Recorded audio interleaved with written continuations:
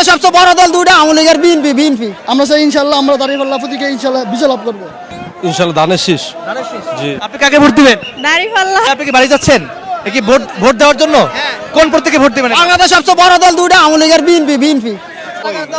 দর্শক, আপনারা যেমনটি দেখছেন হাজার হাজার মানুষের উপচে পড়া একটা ভিড় কিন্তু আমরা দেখতে পাচ্ছি সদরঘাট লঞ্চ টার্মিনালে। তারা ভোট দেওয়ার জন্য এই ঢাকা শহর ছেড়ে বাড়িতে যাচ্ছেন। কয়েকজনের সঙ্গে কথা বলেছি, তারা অনেকেই বলেছেন, কেউ বলেছেন ধানের শীষ, কেউ বলেছেন দাঁড়িপাল্লা, কেউ বলেছেন হাত পাখা। আমরা আরো কয়েকজনের সঙ্গে কথা বলার চেষ্টা করবো। প্রত্যেকে ভোট দিবেন? ইনশাআল্লাহ ধানের শীষ। জি। আপনি? ধানের শীষ। আপনি?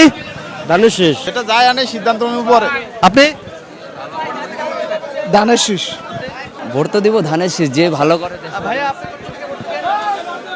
আমি অবশ্যই দাঁড়িপাল্লায় ভোট দেবো। আমরা চাই ইনশাআল্লাহ আমরা দাঁড়িপাল্লা প্রতীকে ইনশাআল্লাহ বিজয় লাভ করবো। 11 দলীয় জোট যদি সরকার গঠন করে সেক্ষেত্রে তাদের কাছে আপনার প্রত্যাশা কি থাকবে? 11 দলীয় জোট যদি সরকার গঠন করে, এক্ষেত্রে আমার প্রত্যাশা হলো একটাই, যাতে করে বিগত আমলে আমরা দেখে আসছি যে আমাদের দেশে একটা ফ্যাসিস্ট কায়েম হয়েছিল, যেটার কারণ হচ্ছে যে আমাদের দেশে সুশাসন ছিল না। আমরা চাবো, অবশ্যই আশা করবো যে দেশে আমাদের সুশাসন প্রতিষ্ঠা হয় এবং কি আমাদের দেশ অবশ্যই দুর্নীতিমুক্ত হয়। আর আমাদের যদি দেশটা দুর্নীতিমুক্ত হয়, অবশ্যই আমাদের অর্থনীতি সচল হয়ে যাবে। আর অর্থনীতি সচল মানে যে একটা দেশের খুব চাঙ্গাই চলবে, এটা তো বুঝতেই পারতেছেন। আমরা আরো কয়েকজনের সঙ্গে কথা বলার চেষ্টা করবো, আমাদের সাথেই থাকুন। এবার কোন প্রতীকে ভোট দেবেন? ধানের শীষ নাকি দাঁড়িপাল্লা নাকি হাত পাখা? জানি না। ভাইয়া কেমন আছেন? জি আলহামদুলিল্লাহ ভালো ভাই। নতুন ভোটার? জি। জি জি, আবার বলেন। দাঁড়িপাল্লা। আপনি? নতুন ভোটার, নতুন হাত পাকা বা দাঁড়িপাল্লা দুইটাই। আমরা দেখতে পাচ্ছি এখানে একটি লঞ্চ, কিন্তু যে লঞ্চটি আমার সামনে রয়েছে এই লঞ্চে কিন্তু অনেক মানুষ ভিতরে উঠছেন। এরকম ভিড় কিন্তু আগে কখনো দেখা যায়নি। আপনারা জানেন যে ত্রয়োদশ জাতীয় সংসদ নির্বাচন আর মাত্র একদিন পরে কিন্তু এই নির্বাচন অনুষ্ঠিত হতে যাচ্ছে। সেই নির্বাচন ঘিরেই মানুষ কিন্তু পরিবার পরিজন নিয়ে কিন্তু যে যার মতো গন্তব্যস্থানে যাচ্ছেন। কোন প্রতীকে আপনি ভোট দিবেন? আমরা গেল কোন প্রতীকে ভোট দিই, এটা গেল বিবেক বিবেচনা করুন দেশে যায়। আসতে পারে তো সবাই আশা করে যে গেল একদল ক্ষমতা আসবো, ঠিক আছে, যে কোনো একদল আসবো। আল্লাহ বিএনপি আসুক আর জামাত আসুক আর যাই আসুক, একদল আসতে পারে। ধানের শীষ। ধানের শীষ। কোন প্রতীকে ভোট দিবেন? দাঁড়িপাল্লা। কোথায় যাচ্ছেন?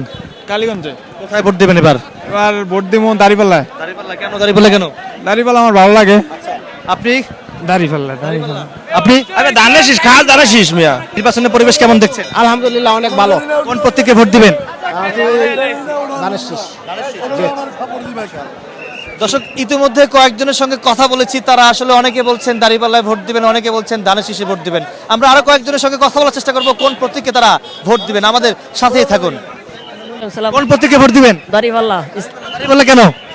দেশ চাঁদাবাজি মুক্ত হবে, তারপরে আপনার দুর্নীতি মুক্ত হবে, সেজন্য দাঁড়িপাল্লা ভোট দিব। ইসলামের পথে চলবে। কোন প্রতীকে এবার ভোট দিবেন? এটা সিক্রেট। কি মনে হচ্ছে এবার নির্বাচনের পরিবেশ কেমন দেখছেন? ভালো ভালো। নিরাপত্তা সরকার কইতে পারবো না, আমরা কইতে পারবো কেন, প্রশাসন জানে। ভাই কি গ্রামে যাচ্ছেন? জি জি এবার কি ভোট দেওয়ার জন্য নাকি? জি জি। কোন প্রতীকে ভোট দিবেন? দেখছি যেটা চিন্তা ভাবনা করে। আমাদের গণতন্ত্রের জন্য যিনি কাজ করবে তারা কোন প্রতীকে ভোট দিবেন? আমরা ধানের শীষে ভোট দেবো। আপনি কোন প্রতীকে ভোট দিবেন? আমি হাত পাকা দেবো। হাত পাকা।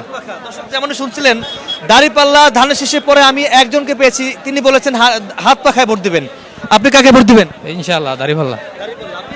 দাঁড়িপাল্লা। আপনি কাকে ভোট দিবেন? দাঁড়িপাল্লা। দাঁড়িপাল্লা কেন? ভালো লাগে, ওরা দুর্নীতি করে না। আচ্ছা, আপনি? আরে তারিখ দিয়ে দিব ভোট। আচ্ছা, আসসালামু আলাইকুম আন্টি, কেমন আছেন? আলহামদুলিল্লাহ ভালো। সামনে নির্বাচনে কোন প্রতীকে ভোট দিবেন, দাঁড়িপাল্লা নাকি ধানের শীষ? আল্লাহ যেন নেয়।